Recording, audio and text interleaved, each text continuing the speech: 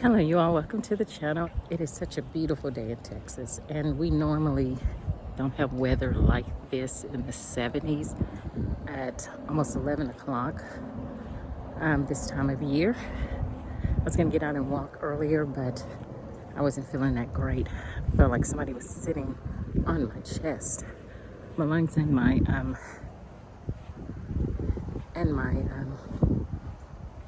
heart just hurt real bad. So I'm just going to walk around the neighborhood now. But, first of all, welcome if you're new here. Welcome to the channel. Some of the other videos I really describe while I'm here. I'm a cancer survivor who has never really recovered 100% fully. I haven't been able to return back to work. It's been almost 10 years. And we've got other things that we're working through. So, learning to pursue life in this situation and not give up. So I'm not even in my right walking shoes. I'm in my kids, but I'm just taking a leisurely walk to get some vitamin D, which is so very important for us as we're healing. That tree's making a sound on the fence. So vitamin D is really important for us. I was taking 2,000 milligrams. They'd taken me off of it for a while. And because, I have a team of doctors. And my neurologist put me back on it. She said I need at least 2,000 milligrams a day. And that was like 4 years ago. And the wellness chiropractor said, you need more than that because your body's healing. Because I was having just so many issues. So she had my primary doctor, test me for my vitamin D levels, and I found out that when you are healing, your body does not store vitamin D because it's using it like crazy, because your cells and every part of your body needs vitamin D. And being in the sun for 20 minutes gives you 20,000 units of vitamin D. So but when we tested me, even with me taking 2,000 milligrams and being in the sun as much as I could, I was just almost low, which doesn't make sense. But when you're considering all the areas that my body is healing, that does make sense. So, so we upped it to 5,000. Sometimes I take 10,000 a day, and I feel better. And, for me. Guys, I think my lipstick kind of looks weird, but I'm not gonna worry about it. Yeah, just bear with me. But I wanted to, since I have detoxified my emotions, I feel so much better now really talking about the things that were bothering me. I want to now talk about some joy-filled moments in the pain. And I want to start off by saying, and these are going to be several at one time, and I'm going to try to keep these for about 5 to 10 minutes long. But because I have a lot of reasons to have joy, because God has been very faithful to me. And one of the things that I noticed early on is I was a kid, and I lived with a stay-at-home mom. I mean, not a stay-at-home mom, and a working mom. My dad and mom were divorced, and they tried to get back together from the time I was like 9 to 13, which was a very, very hard part of our lives because he was an alcoholic. But the good thing that came out of it was my little brother. And so they divorced and separated after 5 years. He never paid child support because he just disappeared, because that's what some men do. And now later we found out, he told us that he just went to Arizona and just rode the rails as a bum. So we didn't have to pay child support, you all. And his child support was not even that much. That little bit would have made a huge difference in our lives. But, I forgave him. And then one of the other things, that was a result of that is my mom was so tired. And we come home from school or be at home in the summertime, which we didn't do anything. I just watched my little brother, who was 10 years younger than me, and my sister, who's 2 years younger than me, not quite. And so we would be hungry a lot of times, and we would have some stuff in the refrigerator or the cabinets, and I wouldn't know what to do with it. Hold on just for a second. Good morning. Good morning. I like your flowers. I like your plants. I think we're in the golden time before, we start bringing out the shade cloth and hoping we get more tomatoes later on. Oh, I wow. have my fingers crossed, but I'm loving this low humidity. Oh, me too. And it's just amazing what you've done with this space. You're just so creative. Pots and soil. We don't keep track of how much money gets spent. Oh. It's my therapy. There you go. That's important. That is important. Yes, ma'am. You're welcome. So anyway, we live in this area, and there's carports, and some people are just so creative. There's not a lot of backyard space, but man, she is so creative with her space. Since I didn't ask her, I didn't show it to you all. But anyway, so my mom she worked a lot, and she was tired when she would get home. She just lay on the couch. And my mom had me young, y'all. She was like almost 17. So her life started off with a bang. And I was that bang. And she married my daddy, and it just did not turn out well. And they were separated up until I was 9. And they tried it again, and it was turbulent, just like it was the first time. But one reason, but God is so good, because I started realizing, without realizing, my natural bent. And I'm a problem solver. So my mom was tired. We had some food, and we were hungry. Instead of waiting on her to rest up from work, because she worked a very strenuous job at the time, you all, I got out the Betty Crocker cookbook. And I taught myself how to cook. And I tried different things. And one of the things I think that was the most surprising is I made scalloped potatoes one time. And I realized scalloped potatoes did not have, the ones that you make from scratch, the original, didn't have cheese in it, but it tasted like it did. So I just started cooking, and I started cleaning. I was hanging out. We went to a Bible study group, and there was a white couple, Brad and Sharon Stuber, and they were different than the other white couples that we were around, because they didn't see me as a black little girl, because we were the only black family, and we were the poor ones, which that's traumatic in itself. And but they didn't see me like that. They saw me as Sabrina, and they let me babysit their kids, and I became a nanny for their kids during the summertime, and I would just hang out at their house. In fact, when I got married, Brad walked me down the aisle. That's how close we were. He was like my dad. And I learned a lot from Sharon, because Sharon grew up in a 2-parent household. Her mom cooked, her mom sewed. They went to Baylor. That's how they met. Because I live in Waco, so there's a lot of Baylor influence. And so because I learned and was watching Sharon, I'm like, I bet I can do these things. And so I started, cooking, and I started learning how to clean, and just paying attention to what other people were doing in their homes when we would go, and I would emulate those things.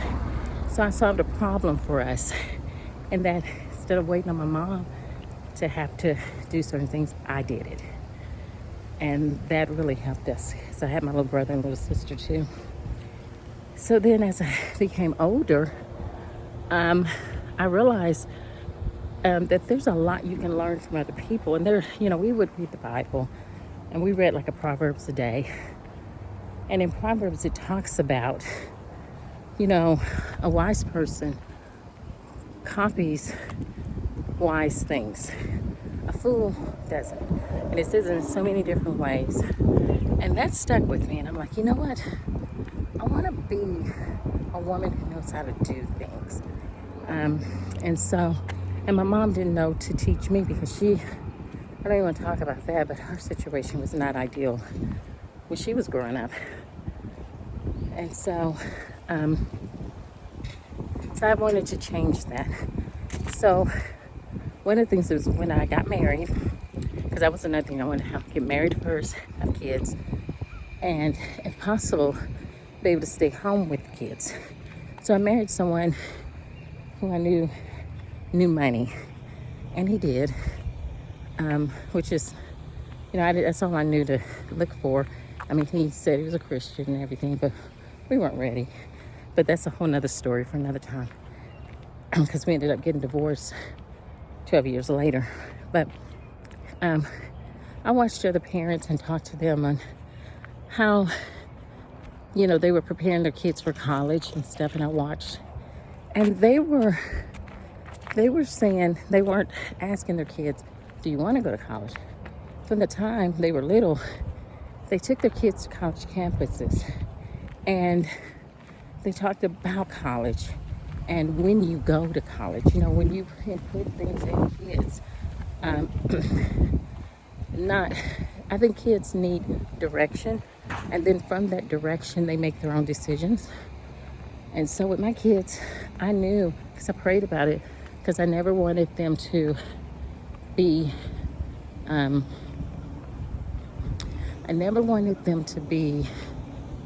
pushed into anything, but I also didn't want them to be held back, kind of like I was, because I didn't know. Because I ended up going to community college, then going to Baylor afterwards, and my ex-husband did too. But and that's a whole other story. I'll tell you about that, but later. But what happened was so when I had the kids, I would take them on Baylor campus, and we'd walk in their stroller, take them on the other campus, beautiful community college in Waco, because Waco, we have 3 colleges. And we would just walk those campuses as babies, and they grew up on those campuses. They would have homecoming. We would go to the homecoming parades, and we would engage, not because I wanted them to go to Baylor, because I wanted them to get used to the fact that just because, they were black in a city that was still had a lot of systemic racism, which was Waco, still is, working on it, guys, that they had the same opportunities as anyone else. So when we got divorced, we never stopped those things. In fact, the house I moved into was right off of Baylor campus. So we were around a lot of college students. The campus was right there. A lot of everything we did was around the campus. And that was a God intentional thing. That was Him helping me with what I was trying to do with my kids. So that is a God-filled, a joy-filled moment of just knowing how, with God's help, I was able to prepare my kids for college even as I became a single mom. And another thing I did was I started training them in leadership stuff. I was learning a lot of leadership stuff. I chose a church where we were not the minority because, there were other races, and they drew other races. And even though it was predominantly white, there was a huge Hispanic influence, and there weren't as many black people. But if you know anything about Christian Hispanic people, Mexican people, they love everybody. So my kids became a part of families, and I did too. I mean, we were invited to things, and they grew up in a very good church, a very good children's church, very good youth ministry. And they had a junior leaders program so that my kids served with me. And I didn't just depend on the church, guys. I was sharing what I was learning. I was continuing to learn. And I would share with them what I learned. And they saw me volunteering in school, at their schools, and in the PTAs, and at church. And so kids copy what they see naturally until they figure out what they want to do. So I made sure that what I did was positive. I was pushing them towards the trajectory that I saw God leading them towards, their natural bents,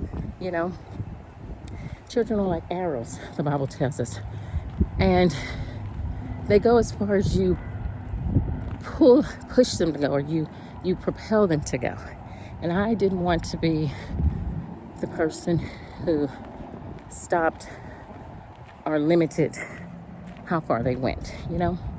So I just propelled them as far as I could go.